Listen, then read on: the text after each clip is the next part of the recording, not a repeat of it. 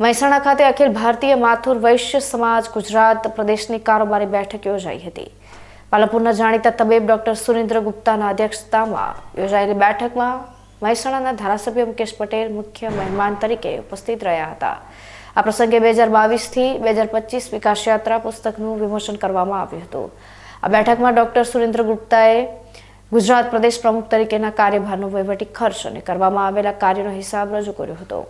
અખિલ ભારતીય માથુર વૈશ્ય સમાજ દ્વારા વર્ષ દરમિયાન કરવામાં આવેલ સેવાકીય કાર્યમાં બ્લડ ડોનેશન, હર ઘર તિરંગા અભિયાન અને મેરી મિટ્ટી મેરા દેશ જેવા રાષ્ટ્રીય કાર્યક્રમમાં સક્રિય યોગદાન બદલ ધારાસભ્યએ સમાજને બિરદાવ્યો હતો। આ બેઠકમાં અંગદાનના મહત્વ પર ભાર મૂકવામાં આવ્યો હતો, જેના પગલે સમાજના 10 થી વધુ લોકોએ સ્વેચ્છાએ અંગદાનની જાહેરાત કરી હતી। આ બેઠકમાં પ્રદેશ પ્રમુખ વિજય શાહ સહિતના અગ્રણીઓ ઉપસ્થિત રહ્યા હતા। આજે ગુજરાત માથુર વૈશ્ય મંડળની 2022 થી 25ની અમારી કાર્યકારિણીની છેલ્લી બેઠક આ હોટલ કોન્ફી ખાતે રાખવામાં આવેલી। એમાં અમને અત્યંત ગર્વ અને આનંદ છે કે મહેસાણા વિભાગના ભાજપના ધારાસભ્ય શ્રી મુકેશભાઈ પટેલે સહજ ઉપસ્થિતિ રહી બહુ લાંબો સમય સુધી એ રોકાયા, અમારા સમાજને એમની શુભેચ્છાઓ અને આશીર્વાદ આપ્યા।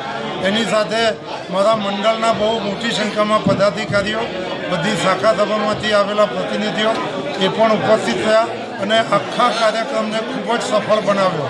અમારા આ કાર્યકાળ દરમિયાન મને મારા મંત્રી નયનભાઈ, મારા ટ્રેઝરર પ્રદીપભાઈ અને સમગ્ર કાર્યકારિણીએ ખૂબ મદદ કરી, ખૂબ સારો સહકાર આપ્યો।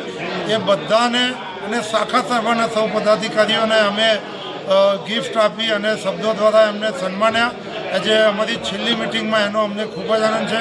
અમારા નવા વરાયેલા મંડળાધ્યક્ષ અને મહિલા મંડળાધ્યક્ષા નવા વરાયેલા મંડળાધ્યક્ષ વિજયભાઈ અને મહિલા અધ્યક્ષા મમતાબેન એ પણ ઉપસ્થિત થયા, એનો એમને ખૂબ આનંદ છે। એમને પણ ખૂબ સક્રિય ભાગ લઈને અમારા આ પ્રસંગને દીપાવ્યો છે, શુભાવ્યો છે અને અમારી આ આખરી મિટિંગ અત્યંત સફળ રહી છે, એનો મને ખૂબ જ આનંદ અને ગર્વ છે।